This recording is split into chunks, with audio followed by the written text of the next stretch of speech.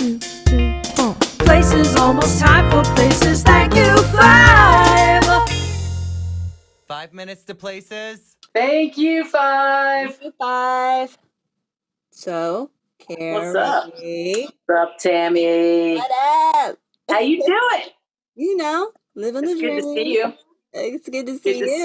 see you. You ready for the show tonight? Oh my gosh, I'm always ready. Are you kidding? Yeah. I was born ready. Oh, speaking of being ready, being born, do you remember the first time? Not the first time.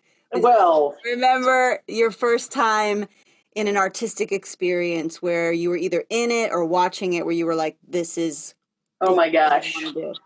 So oddly, yes, I do. And it's so funny. It was so random. I had this friend, I was like probably 11, maybe 12. And I had this friend who was doing this thing called Young Actors Theater. And it was at like the local community center. It was like a little summer camp for acting. And they were doing this play called How to Eat Like a Child, which, yeah, anyone who's ever been to middle school since 1970 has probably heard of this play.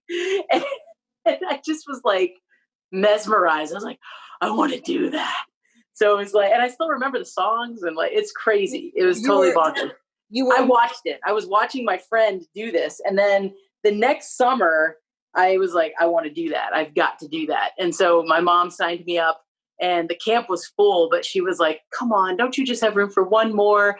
And the camp director, who upon reflection was probably a sister friend, so it was totally like, yes, I want to support the young community, we're gonna let you in. So she let me in, and I did it every summer, and I absolutely loved it. My first summer was a great experience, and it was just like, okay, yeah, I'm hooked. That's it, we're doing this. Where was that? Where in the world was this is where I grew up. I grew up in Reston, Virginia, which is like a little suburb of DC.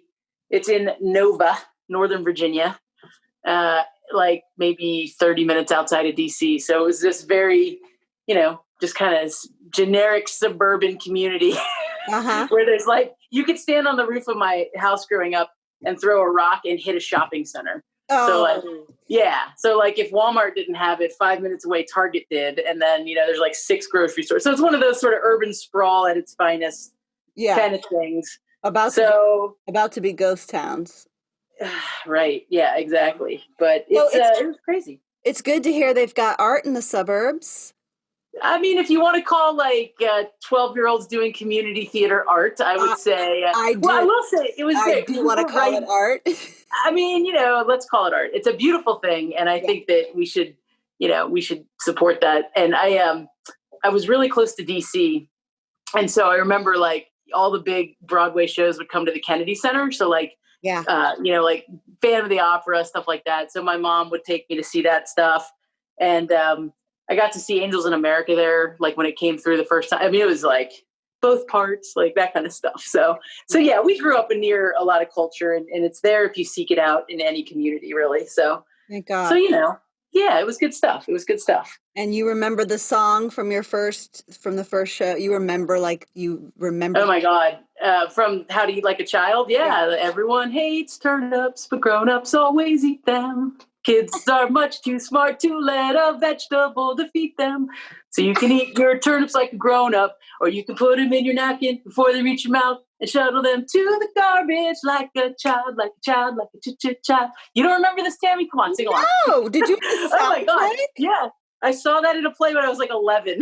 But did you have the soundtrack, or did you just remember it? I just remembered it. Yeah. Wow, what an impact that had. It was oddly, yeah. It was, I don't know. I mean, I think I was always sort of like a creative child, and my mom or my parents would probably say I was a dramatic child. I deny this. But, I used to like dress up and like play characters in the house, and like I was a big fan of crime dramas and things like that, and like lawyer shows, like Matlock. So like, I object. And so I used to like dress up in like suits and stuff, and talk with a New York accent, because in my brain that's what like lawyers sounded like. I don't know. So it was very funny. It was very funny. So do you think that artistic those first artistic love affairs that you had dove you right into being a lawyer? Do you think those things are connected in any way? I don't know. That's a good question. I think people often ask me that because I am a lawyer now. Um, and, and I think there's a lot of like this assumption that like there's something very theatrical about being a lawyer, which if you're a trial lawyer, probably, but I don't do that. Like I read contracts. Like, so I don't know. I think maybe there was some fantasy in my brain that's like, oh, if I'm a lawyer, then, I mean, I think it's one of those things where, you just end up on a path and it makes sense at the time. So yeah. And I think I'm one of those people that believes every life experience you have adds value to the other one, no matter what it is. Like I could have been, a gas station attendant and that would have influenced me in, some ways. It just, you know what I mean? Like everything ties together. Yeah. Like everything is something that means something and creates the person that you are. Yeah. So, and I absolutely, no regret. I absolutely think that art enhances anything you do. Everything. Absolutely everything. Everything. Even if you're reading contracts and you're screaming to yourself, I object, while you're reading those. Yeah. How did you know? It's like you're in my mind at work. That's exactly. I think. No, I do think it helps though, because I think lawyer is one of those careers that, when you realize that unless you're famous, you're not going to really make any money as an actor, that a lawyer could be a way to be a performer and, have some money. Am I right? So, No. I mean, okay, so no, you're not wrong. I would say that's one of the good things about being a lawyer is it tends to pay okay, and that's great. A creative outlet, I don't know, but I think it's also like I think people who are creative in general tend to be more accessible to other people, which I think is a skill that is so helpful because as an actor, you learn to listen and you learn to like really try to read the other person and engage with the other person. So, I think that's a useful skill when you're negotiating an agreement or when you're just talking to a client or like when you're trying to diffuse a situation, there's kind of like that read the room thing. Yeah. That is one of those, I guess in corporate America, they call it a soft skill, but I mean, it's really what I think artists do is, you read the room and you figure out how to like express what needs to happen next. And, I think that's definitely served me. I hope my coworkers would agree that I can read a room, but. Well, I mean, so what keeps you in the world of arts? What keeps you like a performer?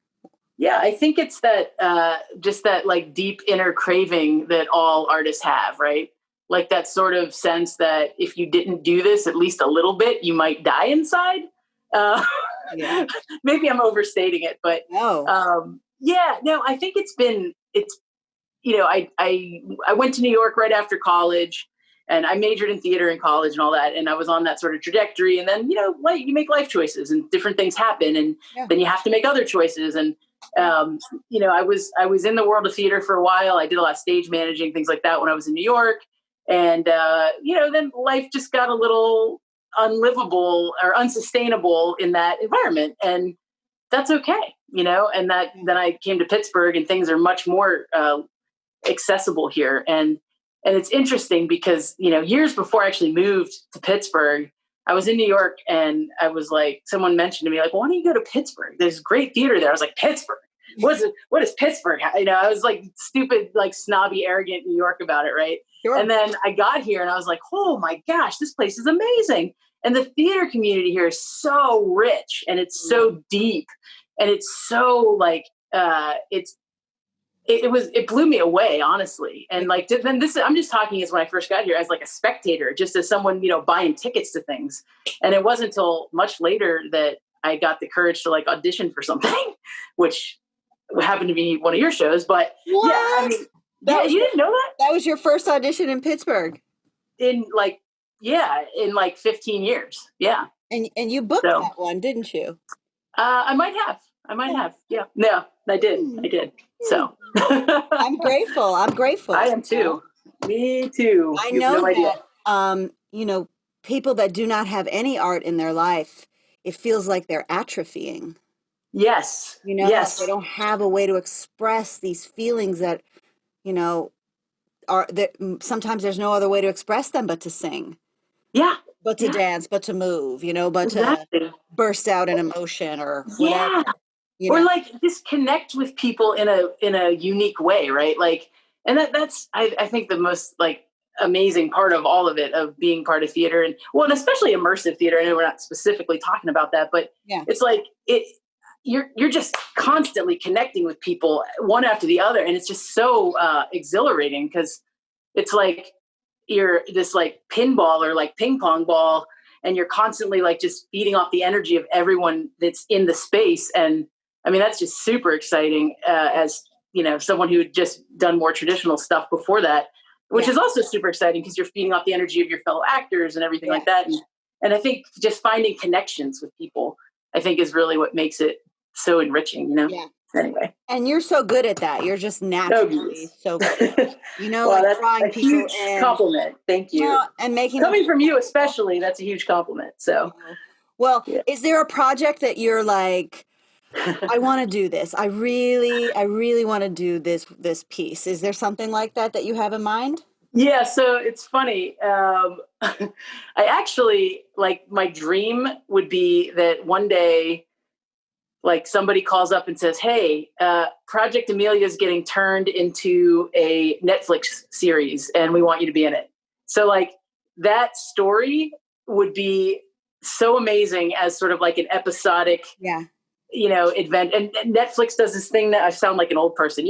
There's this thing called Netflix. Never heard of it. They do this thing where you can choose your own adventure. Like, so it's like they do an interactive platform on the Netflix, right? So like you're watching SpongeBob and you get to say, does he do this or does he do that? And like that kind of thing. There's only a handful of them, but anyway, so that is really intriguing to me. Like even trying to take that sort of like immersive element and put it into like a streamable sort of content to make it accessible to a lot of folks.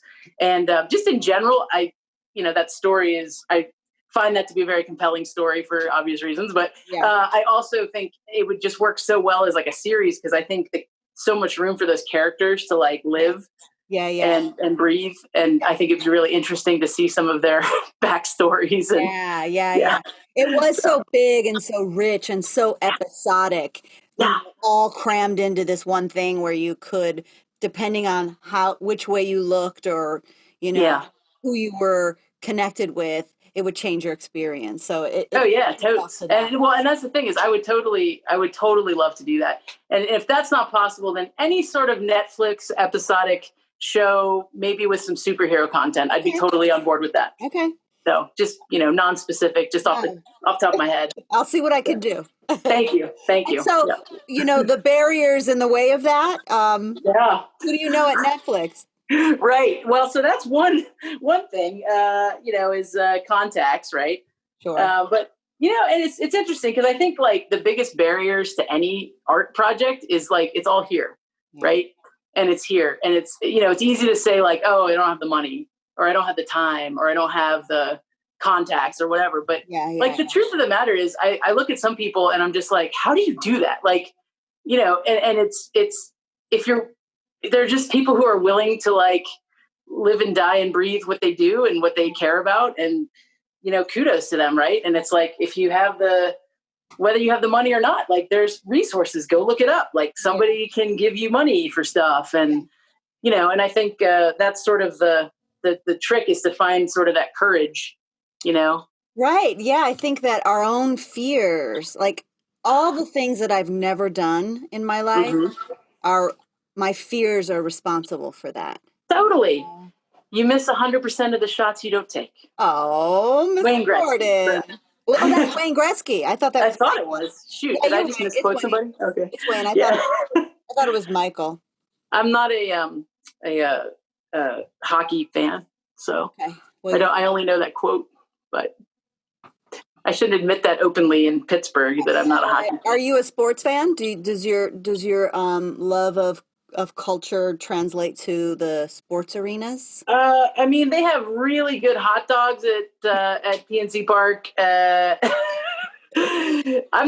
don't follow the sports, so I'm happy to cheer for the teams and the yay, but I don't think I could engage in any sort of conversation about statistics or who should win things. Yeah. Because all the sporting is the sporting. And I will say, I think hockey just baffles me the most because I feel like it's like, oh, okay, it's summer. Oh, hockey is playing. And then it's like spring. Oh, hockey's still playing. Like, I feel like it's like you could gestate a human in a hockey season and then, like, raise them through like the finals. So I don't know.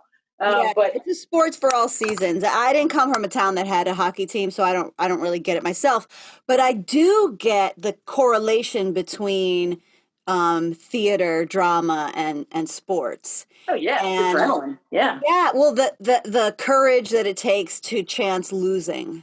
Yeah. That you don't often get in theater when you've got the part already and it's opening night. Like for 95% of the time, it's going to work out. Right. 90, 95. Yeah, we'll go with that. Well, I guess you couldn't say that for Project Amelia because we never knew what was going to happen. We never freaking knew what was going to happen. But that was the exciting part, right? Yes. Yeah, so it was like a contact sport. Oh my, full contact at times. Almost literally, actually. Anyway. Yeah, right? Yeah. So, is there anybody's work where you're just like, this is I'll see anything this person does. I'll be a part of anything this person creates. Like, is there anybody that you're connecting with now that you're like, I really couldn't live without this person's effect on my life, artistic? I mean, present company excluded. Oh, yeah. What? More? Well, I'm sorry. What?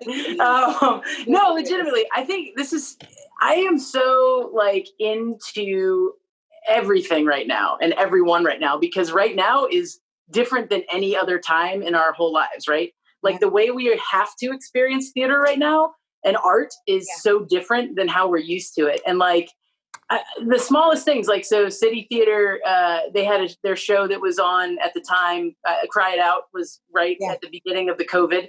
And they were able to broadcast it on the computer. And so I sat on my couch and watched it, and it was great. And the acting was amazing. The story was great. It was fantastic. But I'm like, this isn't live theater, but this is okay. Yeah. And like Pitt did something with their drama students. They did like an online virtual realms kind of story where they had the whole show was on Zoom, and it was really innovative. And, you know, I was like, I was aware that I'm not sitting in a theater and I'm not, you know, experiencing it that way, but I was just so like taken by the innovation. Right. And I know that there's City Theater's doing the drive-through art festival. And I think, and so I'm just like so blown away by Arcade Comedy is doing the outdoor comedy series. So everybody is just being really innovative right now. Yeah. And so it's hard to pick just like kind of one sort of company I'm following or you know, I'm just really inspired by everybody right now because everybody's just like, you know what, we can't live like this. Yeah. We still need art. We still need experiences. We still need theater. We still need music. Like, let's put it out there in the world in a different way. And I think people are responding, and it's great.